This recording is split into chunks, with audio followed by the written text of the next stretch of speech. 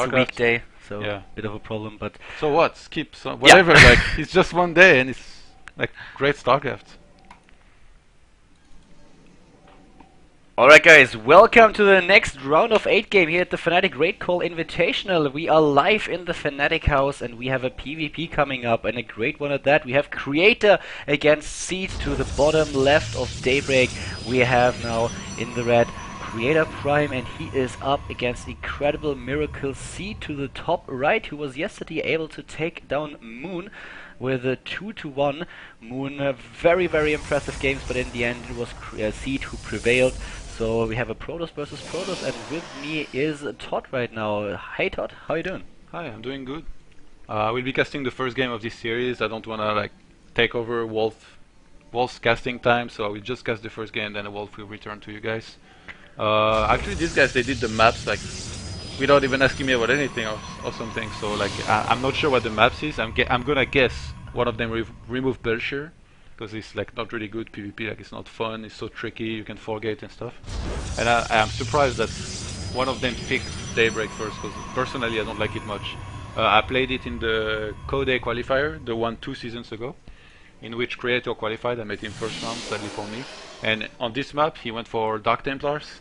I was top right, he was bottom left, so he's bottom left again. And he put a pylon bottom right in the corner, and he warped DTs and sent them in my main. And then he did a bunch of damage, and behind this he expanded.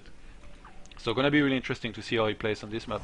I think Creator is like maybe a little bit of the part of the cheesier Protosses in PvP. Cheesy or creative, we'll see. His nickname certainly already indicates it. And the thing about Protoss versus Protoss, how do you feel about the matchup just lately?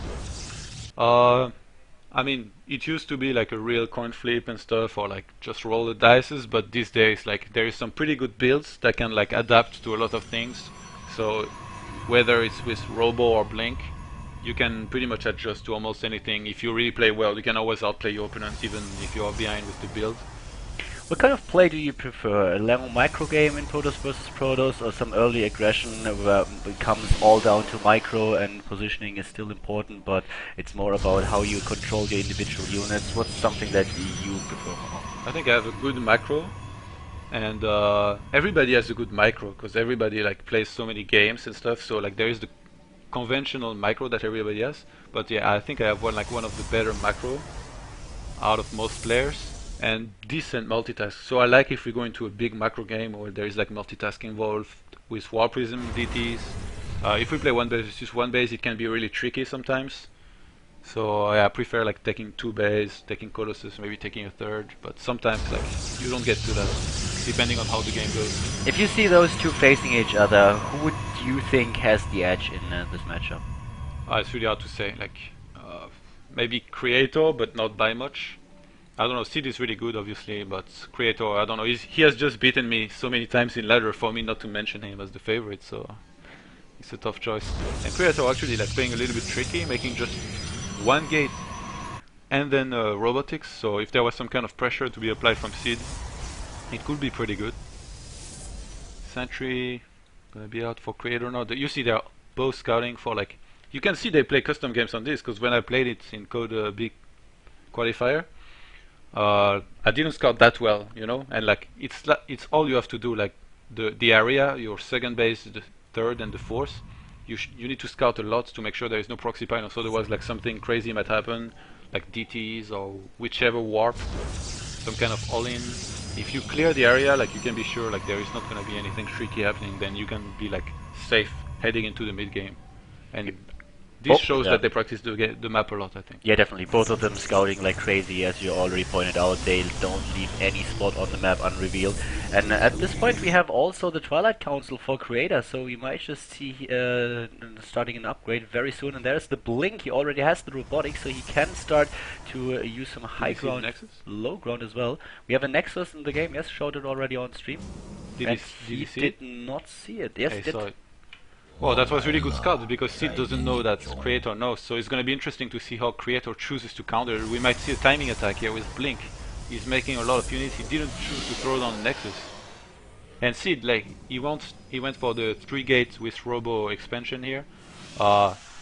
It's like viable against a lot of things. Maybe like one of the builds that could be good against that would be like some fast Colossus with range, or even without range, a lot of Stalkers timing attack play when the Nexus gets up.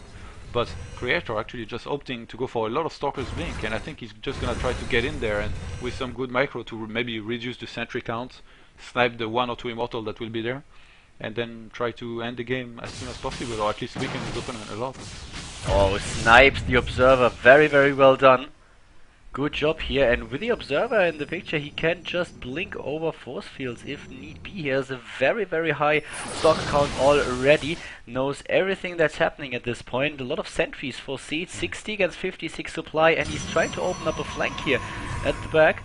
But sentries do no good against Stalker's Blink. He needs Immortals, and Sin right now not making any Immortals. He's gonna be in a lot of trouble here if Creator chooses to push forward and uses some really good Blink micro. And there it is, he blinks in, tries to target down the Stalkers of his opponent immediately. Another set of force field starts. At this point, he can use his blink once again. Cooldown was ready, didn't use it, but blinks out of the force field sandwich. The donut is done, but at this point, we have Creator now just moving in once more, using his blink to the fullest advantage, using the Guardian Shield as well. Another advantage over his opponent. The Stalker count at this point is 11 to 8, but the first Immortal joins the battle and throws Creator back a bit.